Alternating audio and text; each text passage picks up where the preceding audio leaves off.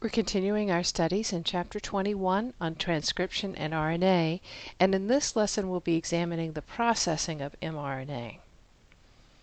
Recall that transcription occurs in the nucleus, and we find processing also occurs in the nucleus before the transcript is transported to the cytosol for translation. Please note that there is a typographical error in your text on page 576. The text reads that transcription occurs in the cytosol, whereas it should read that translation occurs in the cytosol. Transcription and processing of the transcript both occur in the nucleus, and we find that they are also closely linked, so that as soon as the transcript starts to emerge from the transcriptome, or transcription machinery, we begin processing that transcript. The first thing that occurs is the addition of a 5' cap, illustrated to the right of the slide. This serves two important functions. First of all, it protects the message from exonuclease digestion, and we'll see how in a moment. It also serves to mark the transcript for translation. Recall from our earlier lesson that in the human genome, almost 80% of our transcripts are not translated, so it's important we mark those that are to be translated. In the process of adding the 5' cap, the first enzyme, a phosphatase, removes the terminal or gamma phosphate from the first nucleotide in our transcript, highlighted in our illustration in purple. Next, a guanylyl transferase adds a GMP group from GTP, in this case highlighted in green.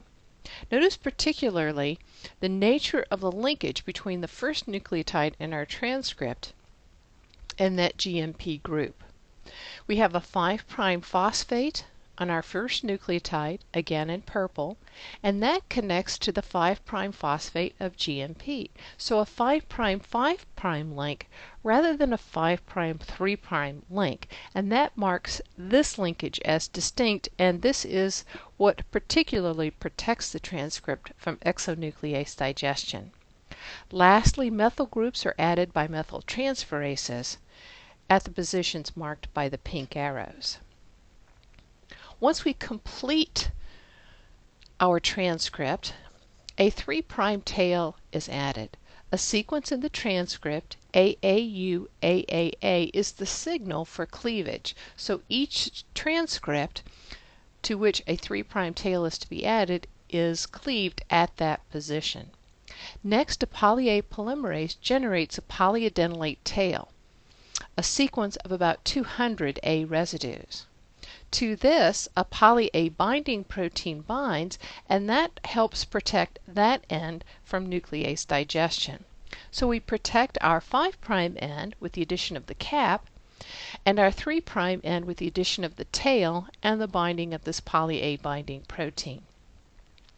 We have an illustration of the poly-A binding protein at the bottom of our slide. To the left we have a ribbon diagram, and to the right we have a surface model, and you can see the poly-A tail has been modeled in gray and red and blue. Eukaryotic genes are also spliced. They contain both exons, expressed regions, and introns, or intervening regions. The splicing reactions cut out the introns and connect the exons. Just as we could add the 5' cap as soon as that transcript emerged from the transcriptome, so we can begin splicing as soon as the intron exits from the machinery, even before transcription is finished. On the lower left, we have an electron micrograph showing the full-length mRNA transcript, the initial or nascent transcript. That is highlighted for us in blue in the figure on the right. The dashed green line represents the exons that have been spliced together. So as you can see, a large proportion of that mRNA transcript, the initial or nascent transcript, is spliced out. This seems very wasteful to create such a long mRNA molecule and then splice out such large regions, but we'll see the purpose of this in a moment. Let's look first at the machinery that accomplishes the splicing. It's called the spliceosome because it's a complex of 5 small RNA molecules and literally hundreds of proteins. In the electron micrograph at the lower right, we can see an illustration of the spliceosome and see its size as compared to the RNA. The RNA molecules that comprise the spliceosome are small nuclear RNAs, or snRNAs. So here is yet another example of RNA molecules that function at the level of RNA without ever being translated. We have an illustration of a typical intron at the bottom of our slide. The intron is highlighted in yellow, the 5' splice site in pink, and the 3' splice site in light orange. As you can see, there are particular junctions at both the 5' splice site and 3' splice site. This is one of the most important functions of the spliceosome, to make sure that the splice sites, the junctions between the introns and exons, are correctly indicated. If we splice in the wrong location, then our transcript will have more or less nucleotides than it should, and the protein that gets translated may either be non-functional or it may not produce a full-length product.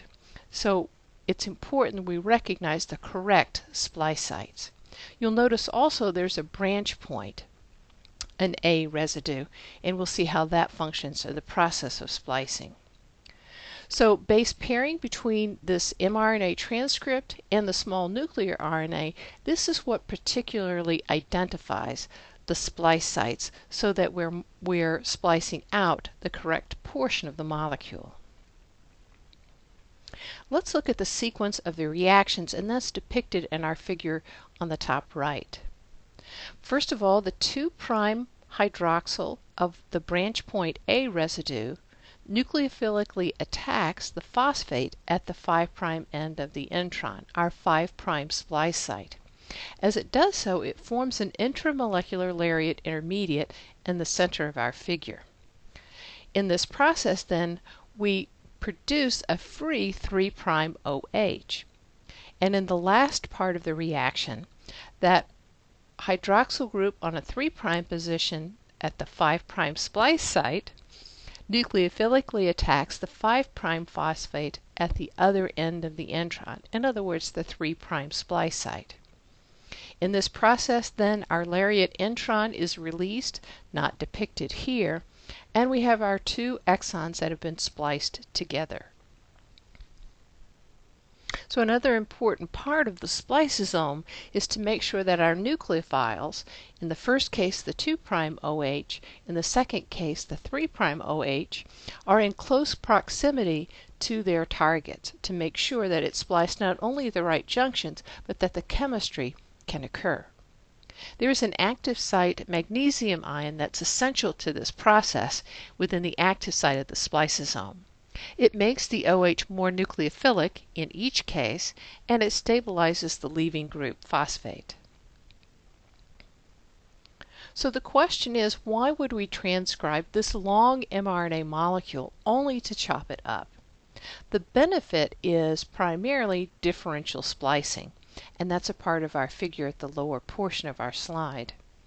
Here we have a full-length transcript, our gene, and we find, although that there are distinct 5' and 3' splice sites, we can splice out not only introns but also some exons and produce different length and nature content of transcript. So from one gene in this illustration, we may produce different mRNA transcripts. One gives rise to striated muscle protein, one to smooth muscle protein, one to non-muscle fibroblast protein, and one to brain protein.